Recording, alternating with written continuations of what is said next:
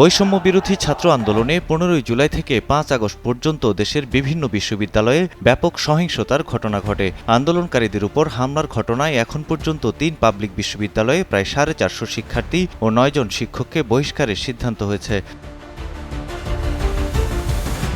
বহিষ্কৃতদের মধ্যে ঢাকা বিশ্ববিদ্যালয়ের 128, জাহাঙ্গীরনগর বিশ্ববিদ্যালয়ের 289 এবং চট্টগ্রাম প্রকৌশল ও প্রযুক্তি বিশ্ববিদ্যালয় চুয়েটের 19 জন শিক্ষার্থী রয়েছে। শিক্ষার্থীদের বেশিরভাগই নিষিদ্ধ ছাত্রলীগের রাজনীতির সঙ্গে জড়িত বলে জানা গেছে।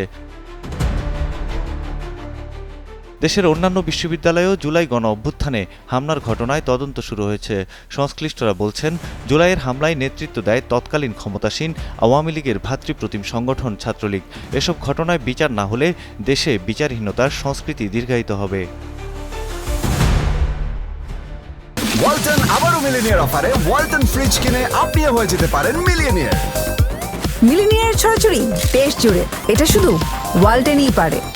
ঢাকা বিশ্ববিদ্যালয়ে সহিংসতার ঘটনায় জড়িত থাকার অভিযোগে 128 শিক্ষার্থীকে সাময়িক বহিষ্কার করা হয়েছে। 17 মার্চ সিন্ডিকেটের এক জরুরি সভায় এ সিদ্ধান্ত নেওয়া হয়। এছাড়া জুলাই গণ অভ্যুত্থানে ঢাকা বিশ্ববিদ্যালয় ক্যাম্পাসে সংগঠিত বেআইনি ও সহিংস ঘটনার অধিকতর তদন্তের জন্য সিন্ডিকেট সদস্য অধ্যাপক ড তাজমির এস ইসলামকে প্রধান করে একটি কমিটি গঠন করা হয়েছে। কমিটির রিপোর্টের ভিত্তিতে দোষীদের বিরুদ্ধে চূড়ান্ত ব্যবস্থা গ্রহণ করা হবে। বিশ্ববিদ্যালয় মঞ্জুরি কমিশন ইউজিসি চেয়ারম্যান অধ্যাপক ড এস.এম.এ.